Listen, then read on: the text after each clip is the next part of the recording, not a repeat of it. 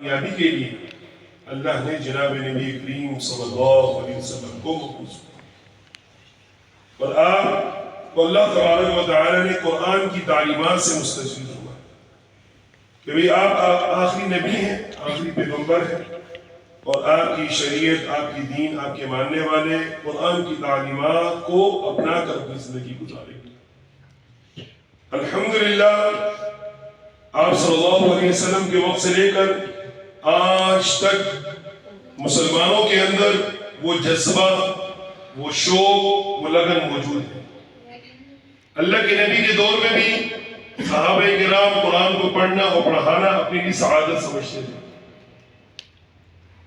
بہت سارے واقعات ہیں، بچوں کے واقعات بھی ہیں، جوانوں کے واقعات بھی ہیں۔ اللہ کے نبی نے ایک صحابی کا نکاح ایک خاتون کے ساتھ کیا اس شرط کے اوپر کہ وہ ان کو قرآن پڑھائیں گے، یعنی ان کے پاس مال دولت نہیں تھا کہ جو مہر ادا کر سکتے، تو فرمایا کہ میں قرآن کا پڑھا ہوا ہوں، مجھے قرآن آتا ہے۔ تو اللہ کے نبی نے فرمایا کہ یہ بھی بہت اچھی بات ہے، بس آپ کا نکاح اس خاتون کے ساتھ کرتے ہیں اس بات کے اوپر کہ آپ ان کو قرآن پڑھائیں گے۔ عبد الرحمن ابن ابی سلمہ رضی اللہ تعالی عنہ، ان کے پاس آپ صلی اللہ علیہ وسلم کا ایک اور پہنچا، خیرکم من تعلم القرآن وعلمہ، تم میں سب سے بہتر، سب سے اچھا وہ ہے کہ جو قرآن کو سیکھتا ہے اور سکھاتا ہے۔ حضرت عثمان غنی رضی اللہ تعالی عنہ کے دور میں وہ قرآن پڑھانے کے لیے بیٹھے، اور اس کے بعد حضرت علی کا دور آیا، پھر آگے ادوار چلتے رہے، حجاج بن یوسف کے دور تک مسلسل قرآن پڑھاتے رہے۔ کسی نے سوال کیا، عبد الرحمن صاحب کافی عرصہ ہو گیا آپ قرآن ہی پڑھا رہے اور بس قرآن پڑھانے کو اپنی سعادت سمجھ رہے اور کوئی کام نہیں۔ میں کہ جب سے میرے کان میں یہ بات پہنچی کہ تم میں سب سے بہتر، یعنی ہم جتنے بھی موجود ہیں یہاں میں، ہمارے مختلف نام ہیں اور مختلف ناموں سے ہمیں پکارا جاتا ہے، سب کے لیے خطاب ہے، خیرکم، تم میں سب سے بہتر، یعنی یہاں بھی نہیں فرمائے کہ علماء میں سب سے بہتر، قاریوں میں سب سے بہتر، ہم دینداروں میں سب سے بہتر، امت کے ہر فرد جتنی بھی افراد نظر آ رہے ہیں، جن جن شعبوں میں بیٹھے ہیں، جن کاموں میں بیٹھے ہیں، جو بھی وہ کام کر رہے ہیں، اگر یہ اپنے آپ کو بہتر سمجھنا چاہتے ہیں، اچھا بنانا چاہتے ہیں، اچھے راستے کا انتخاب کرنا چاہتے ہیں، تو جناب نبی کریم صلی اللہ علیہ وسلم کا قول ان کے لیے ہے کہ تم میں بہتر وہ ہے، اچھا وہ ہے، کامیاب وہ ہے کہ جو قرآن کو پڑھتا ہے، سیکھتا ہے اور آگے اس کو پڑھاتا ہے۔ تو یہ جذبے تھے، یہ شوق تھے صحابہ کرام کے کہ وہ قرآن کے پڑھنے کو اپنی لیے بھی سعادت سمجھتے تھے اور امت کو سکھانا یہ اپنا مشن سمجھتے تھے کہ ہم نے تو قرآن سیکھے، لیکن اس عرب کے باہر بھی بہت سارے لوگ ہیں کہ جو پیاسے ہیں، جو چاہتے ہیں کہ اللہ کا دین ان تک پہنچے، قرآن کی تعلیمات ان تک پہنچے، اس لگن کے اندر بھی وہ مصروف ہے۔ اور کہتے ہیں قرآن کے ساتھ ان کی محبت کیسی، قرآن کے ساتھ ان کا لگن کیسا کہ جناب نبی کریم صلی اللہ علیہ وسلم نے ایک مرتبہ ایک صحابی ابی بن کعب رضی اللہ تعالیٰ عنہ سے فرمایا، ابی بن کعب آپ قرآن سنائیں، قرآن کی تلاوت کریں۔ ابی بن کعب رضی اللہ تعالیٰ عنہ فرمانے لگے، یا رسول اللہ صلی اللہ علیہ وسلم قرآن آپ کے اوپر نازل ہوا ہے، لہٰذا آپ پڑھیں، ہم سنیں گے سب۔ جناب نبی کریم صلی اللہ علیہ وسلم نے دوبارہ اپنے بات کو دہرایا اور فرمایا کہ ابی بن کعب آپ قرآن کی تلاوت کریں۔ حضرت ابی بن کعب جو تھے یہ ایک بہترین قاری تھے۔ جناب نبی کریم صلی اللہ علیہ وسلم کے جو صحابہ ہیں ان کے فضائل ہیں، ان کے مناقب ہیں، ان کے درجات ہیں، اس کے اندر یہ باتیں ملتی ہیں کہ بھئی کسی کو فرمایا کہ بھئی یہ حیا کے اعتبار سے بہت آگے ہیں، جیسے عثمان غنی رضی اللہ تعالیٰ عنہ، کسی کو بتایا کہ بھئی یہ رحمت دلی کے اعتبار سے بہت آگے ہیں، ابو بکر صدیق رضی اللہ تعالیٰ عنہ، کسی کو بتایا کہ بھئی حکم کے اعتبار سے، معمولات کو نافذ کرنے کے اعتبار سے بہت زیادہ سخت ہیں، وہ حضرت عمر رضی اللہ تعالیٰ عنہ، اور فرمایا کہ انصاف اور عدل کے اعتبار سے حضرت علی رضی اللہ تعالیٰ عنہ، دین کا علم رکھنے کے اعتبار سے، وراثت کے علوم کا علم رکھنے کے اعتبار سے زید بن ثابت وہ سب سے زیادہ علم رکھنے والے تھے، اور اسی طرح احکامات کا علم رکھنے کے اندر معاذ بن جبل رضی اللہ تعالیٰ عنہ سب سے آگے تھے، اور اسی طرح فرمایا کہ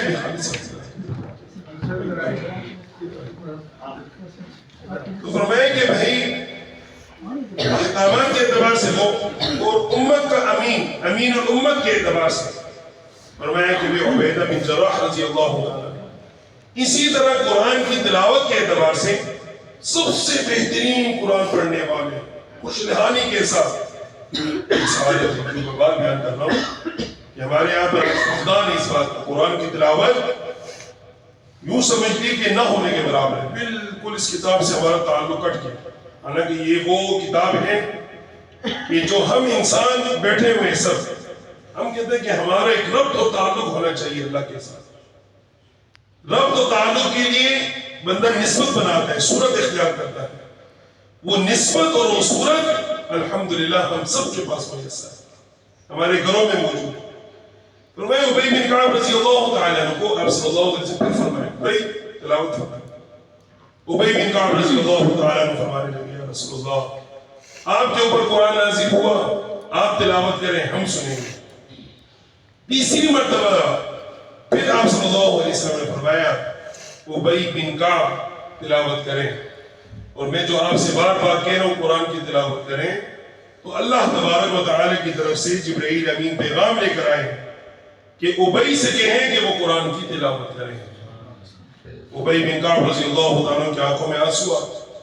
یا رسول اللہ صلی اللہ علیہ وسلم اللہ نے میرا نام لیا، بالکل آپ کا نام لیا، جبرائیل امین آئے اور یہ فرمایا کہ ابی بن کعب سے تلاوت کریں۔ اب اللہ تبارک و تعالی دنیا کے اندر افراد کا نام لے رہے ہیں، اشخاص کا نام لے رہے ہیں، صحابیت ایک صحابی کا نام لے رہے ہیں، آخر وہ کیا وجہ بنی، وہ کیا بات بنی کہ جس کی بنیاد پر اتنا بڑا مقام مل گیا، اتنا بڑا شرف کہ اللہ تبارک و تعالی قرآن کو بھیجنے والے رسول اللہ صلی اللہ علیہ وسلم پر قرآن اتر رہا ہے۔ ابھی رب العالمین رحمت للعالمین دونوں کی طرف سے پیغام ہے کہ بھی آپ تلاوت کریں۔ تو عزیزان محترم سعادت ہے، خوشبختی ہے، ہاں بھائی مبارکبادی ہے ان احباب کے لیے کہ جنہوں نے اپنی زندگیاں قرآن کی خدمت کے لیے وقف کر دی۔ ابی بن کعب نے تلاوت فرمائی، رسول اللہ صلی اللہ علیہ وسلم صحابہ سب اشباح خوشی کا عالم کہ بھئی ہمارا ایک تعلق نسبت جس دین کے ساتھ ہے وہ دین براہ راست اللہ تک پہنچنے کا سبب ہے۔ یہ ہماری سعادت ہے کہ مسائل کا حل، پریشانیوں سے نکلنا، بیماریوں سے نکلنا، ہر کسی چیز کا حل اللہ نے ہمیں عطا کر دیا۔ امام قشیری رحمہ اللہ کا واقعہ لکھا ہے کتابوں میں، فرمایا کہ ان کا بیٹا بیمار ہوا، اتنا بیمار ہوا کہ قریب المرگ ہو گیا، پریشان۔ ہر بندہ اپنے بیٹے سے اور بچوں سے اولاد سے محبت کرتا ہے، خوبصورتی ہے زندگی، قریب المرگ بیچارے پریشان ہیں، علاج کر رہے ہیں طبیب کے پاس، معالج کے پاس، کوئی فرق نہیں پڑ رہا۔ سوئے نیک بندے تھے اللہ کے، ابھی خواب کے اندر جناب نبی کریم صلی اللہ علیہ وسلم کا دیدار ہوا، فرمایا ابی، فرمایا امام قشیری آپ کا بیٹا بیمار ہے اور آپ جو ہے ان کا علاج قرآن سے کیوں نہیں کرتے؟ تو امام قشیری فرمانے لگے کہ یا رسول اللہ کہاں سے علاج کروں، قرآن کی کون سی آیت؟ فرمایا آیات تمسک، شفا سے تمسک کیوں نہیں آ سکتا کہ قرآن کے اندر جو آیات شفا ہے اس سے اپنے اس بیمار کا علاج کیوں نہیں کرتے، بیماری کا علاج کیوں نہیں کرتے اپنے بچے کا؟ امام قشیری فرماتے میری آنکھ کھلی اور میں نے قرآن کے اندر ڈھونڈنا شروع کیا کہ آیت شفا کہاں کہاں پر ہے، تو میں نے 6 جگہ قرآن کے اندر آیت شفا کو پایا اور میں نے ان آیات کو پڑھا، پانی پر دم کیا،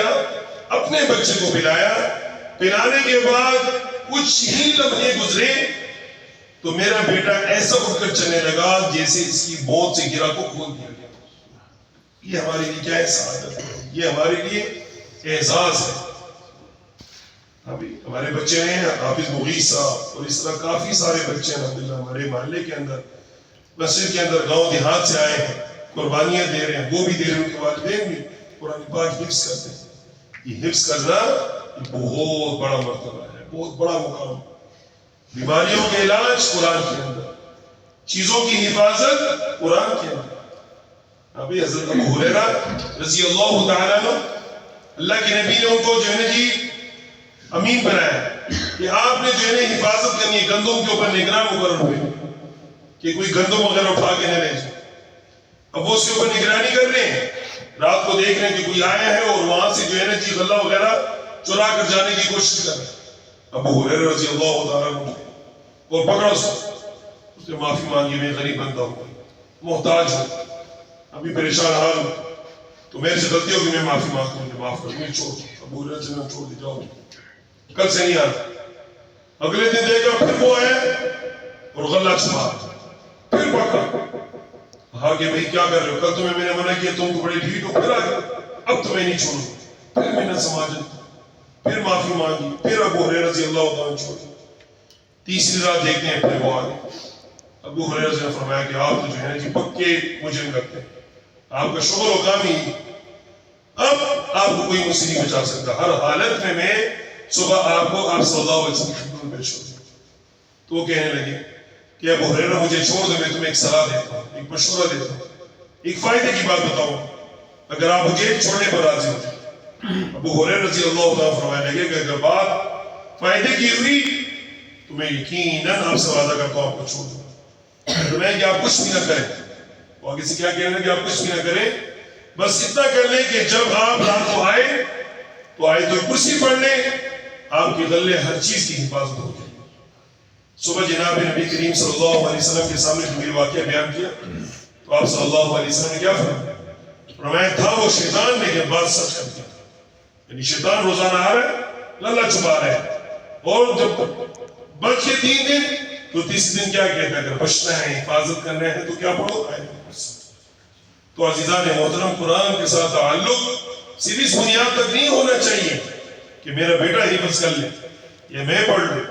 بلکہ قرآن کے ساتھ تعلق ابدی اور ہمیشہ کا ہونا چاہیے۔ رمضان کا مہینہ آ رہا ہے، رمضان کے اندر روزے یہ سفارشی ہے، قرآن یہ سفارشی ہے، اور کہتے ہیں کہ اللہ کے ہاں اعمال سب سفارشی کا سبب بنتے ہیں، لیکن بعض اعمال ایسے ہیں کہ جن کی سفارش اور ان کی بات کو کبھی بھی کسی صورت میں رد نہیں کیا جاتا۔ ان اعمال کے اندر ایک رمضان کے روزے ہیں کہ جو جس بندے کے متعلق وہ سفارش کریں گے اس کے حق میں اس کی سفارش قبول کی جائے گی۔ اور دوسری قرآن کی تلاوت، کہ جو قرآن کی تلاوت کر رہا ہے، فرمایا کہ اگر وہ تلاوت کر رہا ہے پوری زندگی اپنا اوڑھنا بچھوڑنا بنا لیا، تو فرمایا کہ یہ قیامت کے دن، یہ قبر کے اندر، یہ آخرت کے اندر فرمایا اس کی سفارش کرے گا۔ کب تک؟ جب تک اس کو نجات دلا کر جنت میں نہ داخل کرے۔ تو عزیزان محترم، کہنے اور بتانے کا مقصد کہ حافظ عبد المقیت صاحب، جو کہ آپ کے لیے بھی خوشی کا سبب ہے اور ہمارے لیے بھی خوشی کا سبب ہے، ہمارے لیے اس لیے بھی خوشی ہے کہ یہ جو گھرانہ ہے جناب حاجی شبیر صاحب، اللہ تبارک و تعالیٰ ان کی مغفرت فرمائے اور ان کے قبر کو اپنے نور سے منور فرمائے۔ تو ایک پرانا ایک تعلق ایک نسبت ہے۔ ہم جب چھوٹے چھوٹے تھے، میں نے نصیر صاحب کو بتایا کہ ہم آپ کے گھر آتے تھے ابا جی کے ساتھ، 10-12 سال کے، چاچا جی بھی ہوتے تھے، ہم لوگ ہوتے، ہم تو چھوٹے تھے، ختم پڑھنے جاتے، اور پھر اس کے بعد ختم پڑھ کے پھر ایسا اہتمام ہوتا تھا، ایسے تعلق نسبت تھی کہ وہیں پر کھانا کھانا، پھر وہیں پہ نماز پڑھانا، یہ نہیں کہ نماز کے لیے پھر جو ہے جانا نہیں، کہ وہیں پہ نماز ہوتی تھی اور مصلی بھیجتا تھا، دعائیں ہوتی تھی، ایک تعلق نسبت ہے۔ تو اللہ تبارک و تعالیٰ نے وہ تعلق اور بہتر کر دیا، اچھا کر دیا جناب حافظ مقیت صاحب کی حفظ کی سعادت سے۔ اور حافظ صاحب کے اوپر ذمہ داری کیا ہے کہ اللہ تبارک و تعالیٰ نے اتنی بڑی سعادت نصیب فرما دی، اتنی بڑی خوشبختی دے دی کہ انجینئر ڈاکٹر بن جاتے ہیں، پورے گھرانے قبیلے والے اکٹھے نہیں ہوتے۔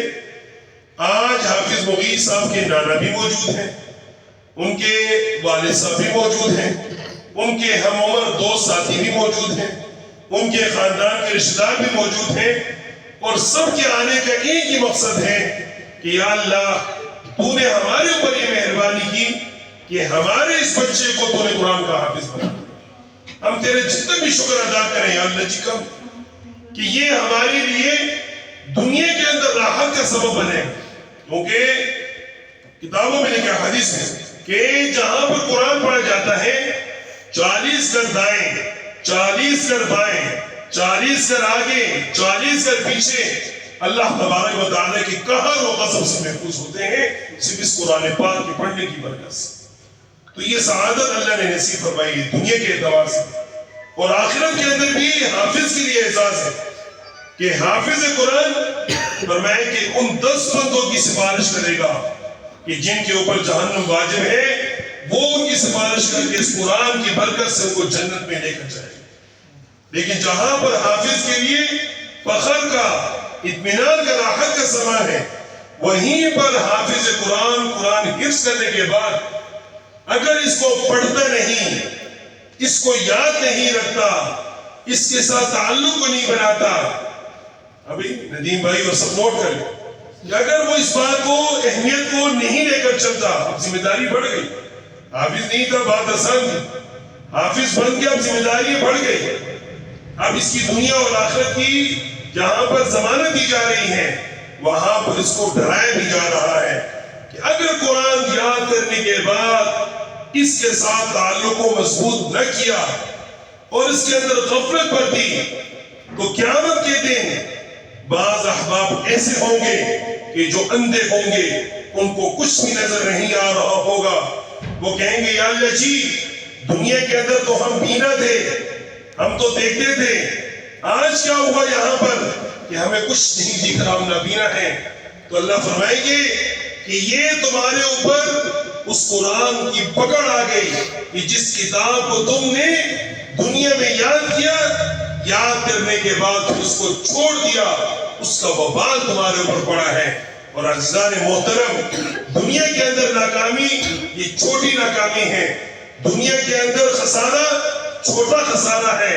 لیکن آخرت کے اندر اگر ہم نبینا اٹھائیں گے اور کچھ بھی نہ دکھ رہا ہو، دنیا تو کچھ بھی نہیں ہے، آخرت کی نعمتیں تو بے شمار ہیں، بے بہار ہیں، گنتی میں نہیں آتے. لیکن فرمائیں کہ انسان نابینا ہوگا وہ حافظ کہ جس نے یاد کرنے کے بعد قرآن کے ساتھ تعلق کو ختم کر دیا. تو اب ذمہ داریاں اور بڑھ گئی. ابھی اپنے بچوں کو اہتمام کروانا ہے کہ روزانے کی بنیاد پر جا کے قرآن کو پڑھیں، یاد کریں، سیکھیں، تاکہ یہ جو خوشبختی اللہ نے ہمارے خاندان کے لیے، ہماری برادری کے لیے، ہمارے گھر والوں کے لیے عنایت کی ہے، اب اس کے اندر کوئی کمی واقع نہ ہو جائے، اس نعمت سے ہم محروم نہ ہو جائیں. اور جنت کے اندر کہ جو اعزاز ہمیں ملنے والا ہے اپنے اس لخت جگر کی وجہ سے کہ ہمارے والدین کو تاج پہنایا جائے گا کہ جس کی روشنی دنیا کی تمام روشنیوں سے زیادہ. اور حافظ قرآن کے لیے اعزاز ہوگا، اے حافظ قرآن، قرآن پڑھتا جا اور بہشت کی سیڑھیوں پہ چڑھتا جا. جہاں پر آپ کا قرآن مکمل، وہی آپ کا مسکن، آپ کا ٹھکانہ ہے. تو عزیزان محترم، یہ سعادتیں ہیں، یہ برکتیں ہیں، یہ راحتیں ہیں، یہ اطمینان ہے، یہ خیر ہے، یہ برکت ہے. ان سب کی بنیاد اور ان سب کا اصل وہ قرآن کی تلاوت ہے، قرآن کا یاد کرنا ہے، قرآن کا حفظ کرنا ہے. اور اللہ تبارک و تعالی اس حفظ والی سعادت کو، اس خوشبختی کو ہمارے لیے پوری زندگی کے لیے، ہماری زندگی اس کے ساتھ جوڑے رکھے. ایک بچہ حافظ بنا، اللہ اوروں کو بھی توفیق عطا فرمائے کہ ہر بچہ ہر گھر کے اندر اہتمام اس بات کا ہو، اسکول بھی پڑھائیں، کالج بھی پڑھائیں، یونیورسٹی بھی پڑھائیں، کاروبار بھی کروائیں، لیکن نیت یہ کریں کہ سب کچھ چلتا رہے گا، لیکن ساتھ ہم نے چاہے جو بھی ہو جائے اپنے بچے کو حافظ قرآن ضرور بنانا ہے. یہ نیت کریں، یہ تہیہ کریں کہ حافظ مغیث آج حافظ ہے تو یہ حافظ مغیث پر ہمارا بس نہیں ہے کہ حافظ مغیث قرآن کا حافظ بن گیا ختم. نہیں، ہمارے گھر کا ہر فرد، میرا ہر بچہ وہ قرآن کا حافظ ہوگا. کیوں کہ یہ اللہ کی کتاب ہے اور یہ ہماری نجات کا ذریعہ و سبب ہے. جو سنا کہ اللہ کی عمل کی توفیق عطا فرمائے. دعا کر لیں.